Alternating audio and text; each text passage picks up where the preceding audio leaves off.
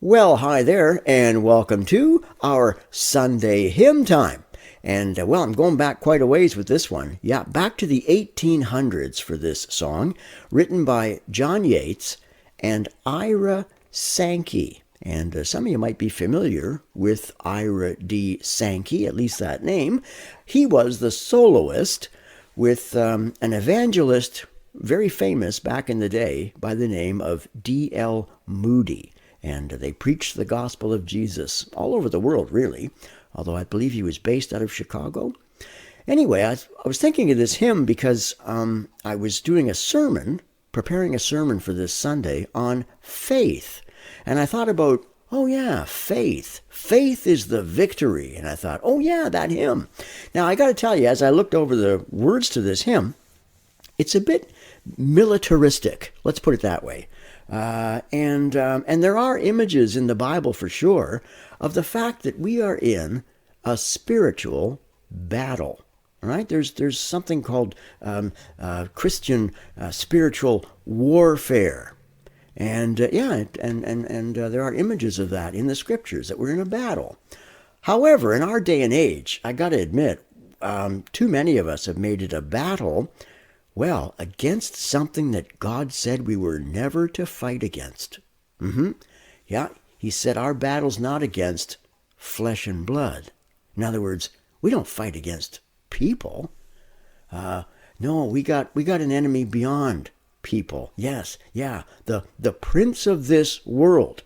I know you're thinking to yourself, well, that must be Jesus. No, actually, the Bible says the prince of this world is Satan, the devil.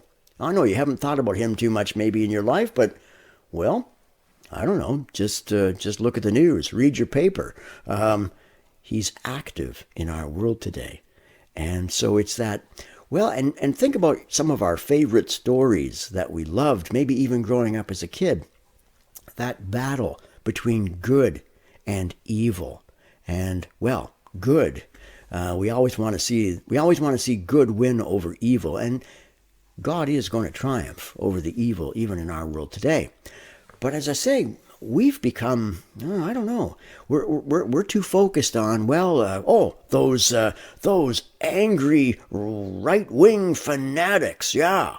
Or, those left-wing woke, and we make it, maybe the way we solve our world's problems is to vote in our favorite political party. And it's like, no, that's not going to happen. That's not what's going to happen.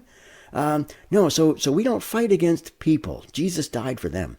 We're to love even our enemies, Jesus said. But we do have a fight. We do have. And some things are worth fighting for. And the victory comes through our faith as we fight against the darkness in the world. Not against the people, but although some people are influenced by that spiritual darkness. And we got to keep calling them into the light. Okay, let me play this song for you. You feel free to sing along, at least for the chorus. This is called Faith is the Victory.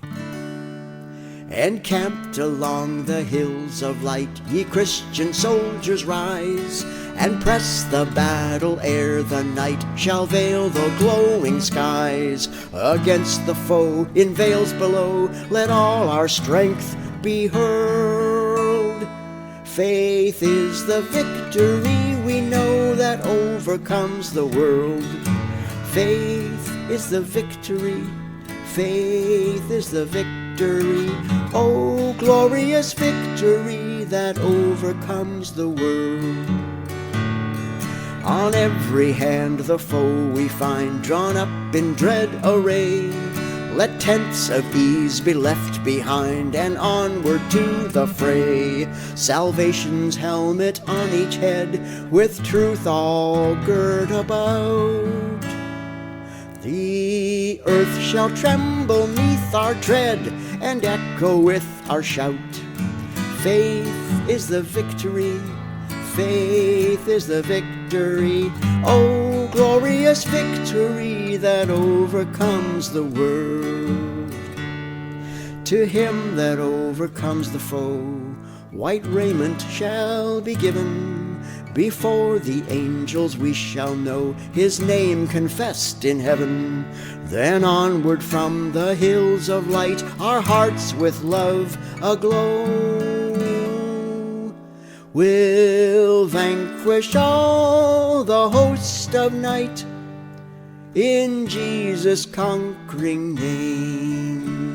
Faith is the victory. Faith is the victory.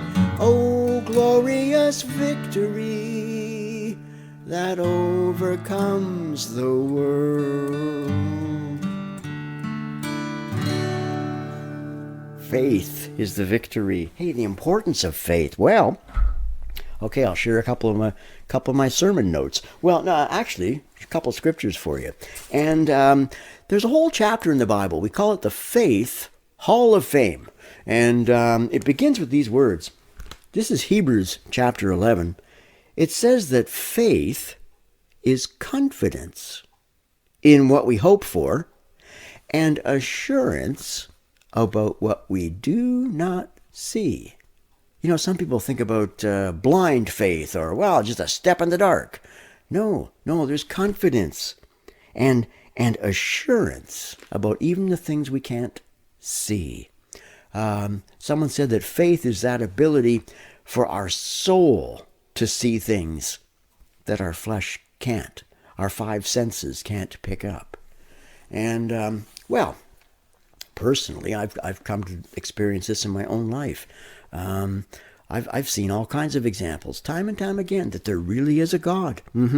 And I personally believe that he came to this earth, he sent his son to die on a cross and rise again for my sins. And I've put my faith and trust in him. That's how we come to Christ, by the way. We put our faith in him.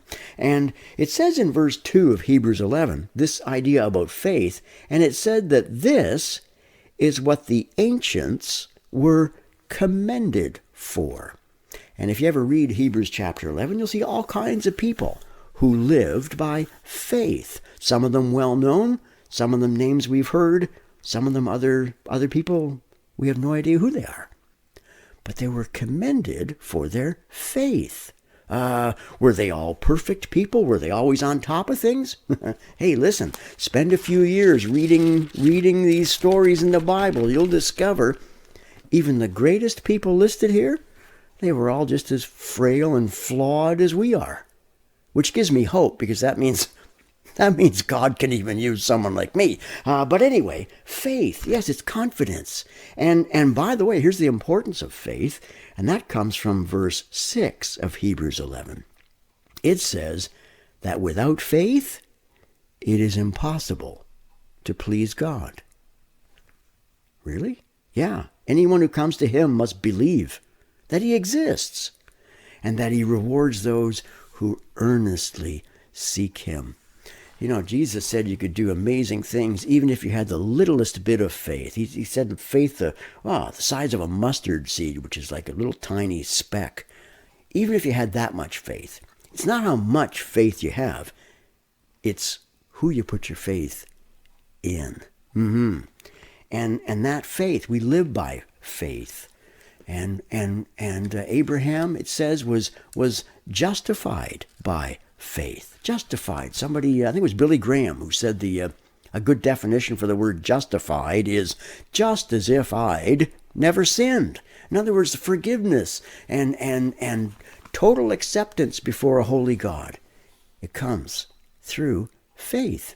And we live by faith. Yeah, those who want to follow the Lord, the righteous shall live by faith. That's in a book called Habakkuk or Habakkuk, depending on how you pronounce it. I'm sure you've been reading Habakkuk lately, but anyway, faith. Faith, it's so important. It's so important. Faith is the victory that overcomes the darkness of this world. And remember, it's not people. No, it's not people. But we have an enemy. We have a fight. We have a fight. And like I say, some things are worth fighting for. And I just pray that might help might help increase your faith. Increase your faith. Actually, the apostles asked Jesus. They said, Lord, increase our faith. And seems to me the more we learn about him, the more we discover all the times that he's come through for us in our life. Oh boy, I can tell you all kinds of stories over these last 40 some odd years where he has seen me through. And I can have confidence even more so that faith really is the victory. Put your faith and trust in him, and then go forth into this world. God bless you.